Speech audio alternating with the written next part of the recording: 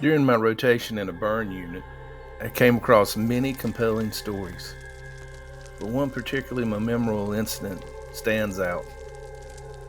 In this case, a pimp had set one of his prostitutes on fire, leading to both of them sustaining serious injuries, with her tragically suffering from inhalation burns.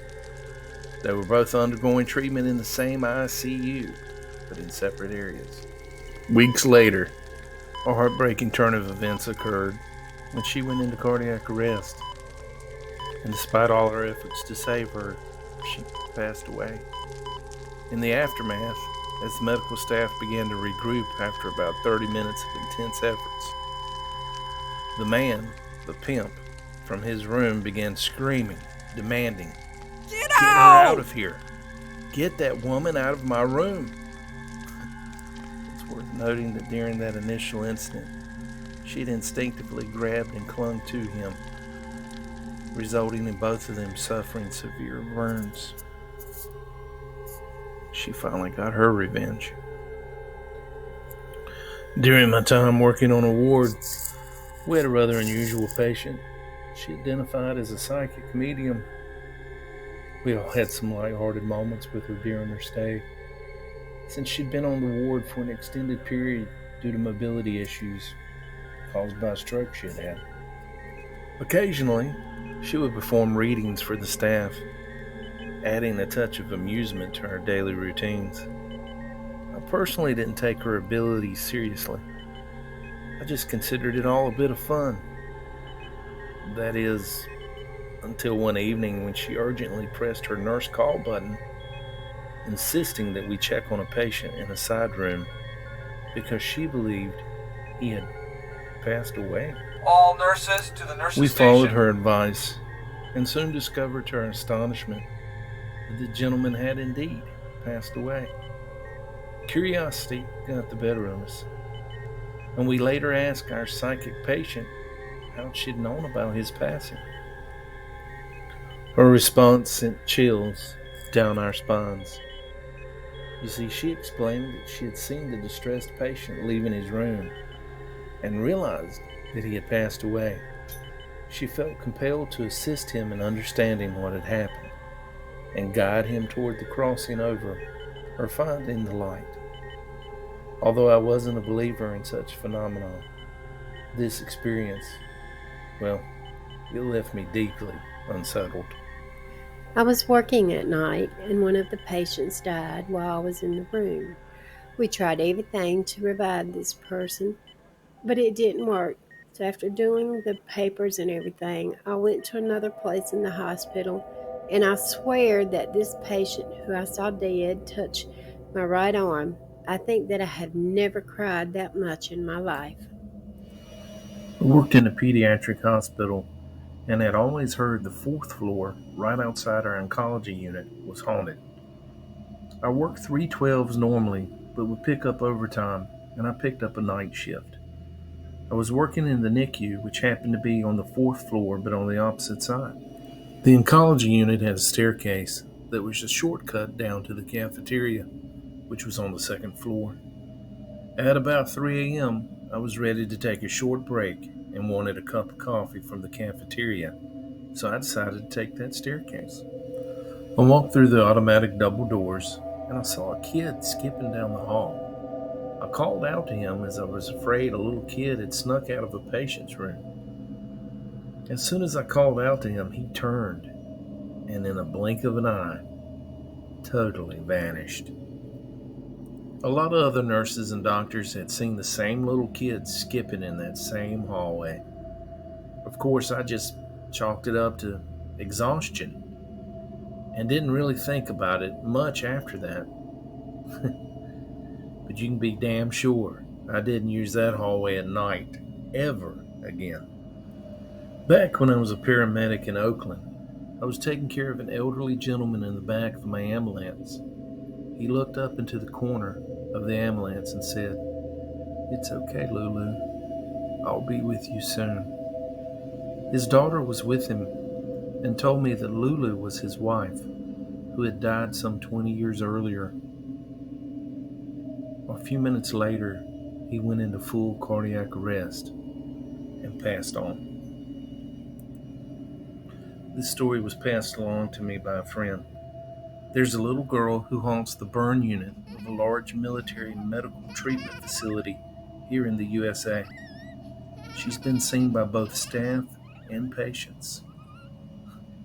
Well, haunts may not be the correct term.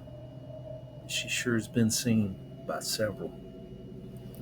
We've actually had a room sprinkled with holy water several times by our pastoral care due to the amount of deaths we've had in the exact same room. One of the rooms we have here in the hospital is obviously having some type of a haunting. A man in a gown gestured to one of the techs to come in. She went in and he was gone. 1 week earlier, a female patient was asking to get a different room because a man in a gown wouldn't leave her room. We just thought it was some type of delirium, but multiple other people have seen him too. This was a really odd experience. I'm a nurse in the PACU and was on call during a big-ass snowstorm. I did not want to drive home and risk getting called back in, so I stayed at the hospital that night on a little couch in our break room. I dozed in and out throughout the night, but I got caught in some state between being awake and asleep. I fucking swear, I felt this evil being in the room with me at some point. It was super dark and I just felt anger from it, like this unbridled hatred and rage. It was so heavy. It almost felt like it was jealous I was alive. Anyway, it came down on top of me and pretty much collapsed through me. And I just heard it cry in seething anger. Then it was just gone and I was fully awake. Now, I've had sleep paralysis from time to time. This felt so different. And I've never felt such hatred from anything I've ever come across in my life, real or conjured. The cliche part, this happened around 3 a.m. I've worked at a small family-run nursing home for 6 years as a nurse's aide. Interestingly, this place used to be an orphanage in the past. And unfortunately, before it transitioned into a nursing home, it had a really troubling history of severe abuse and neglect. Surprisingly, it's not just hearsay either. The owner herself has confirmed its dark history. What's even more intriguing is the reoccurring phenomenon that we've all observed here. You see, when residents get close to the end of their lives, many of them report seeing a little girl. One incident that particularly stands out involved a very alert gentleman who knew all our names and was remarkably well oriented. One evening, as I was passing out dinner trays, I noticed he had his back turned and was engaged in what seemed like a conversation. It was complete with laughter in the corner of his room. Curious, I knocked and inquired about who he was talking to. With a chuckle, he replied, "This little girl came into my room. She seemed scared." Strangely, he passed away just 3 days later. About 6 months later, another resident had a very similar experience. However, this time, the resident was screaming about a little girl grabbing his feet and insisting that she needed to leave him alone. Tragically, he passed away that very same night. Remarkably, this reoccurring theme of residents seeing this mysterious little girl shortly before their passing is not isolated to just these incidents. Other co-workers have shared similar experiences over the years. It's definitely unsettling, but it continues to puzzle us all.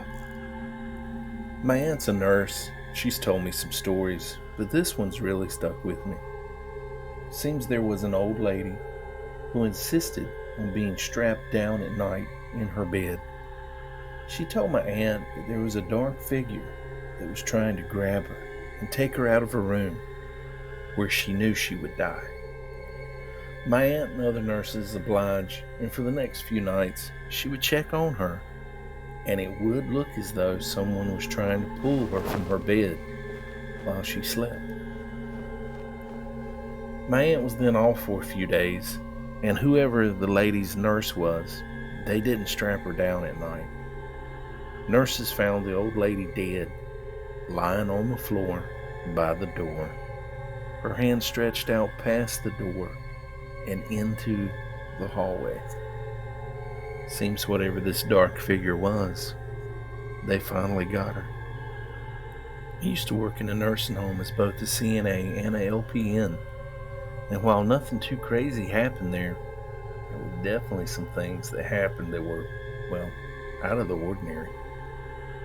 I remember one time after someone had died, I was cleaning up her body, and the door to the room just swung wide open. Even though it had been firmly latched, nobody was there. Man, that gave me the creeps. There were instances of furniture being moved, lights turning on and off by themselves, and toilets randomly flushing by themselves as well.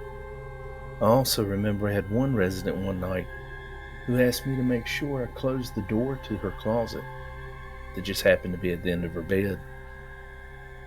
And she told me that when it was open, that woman kept going in and out of it all night, keeping her awake.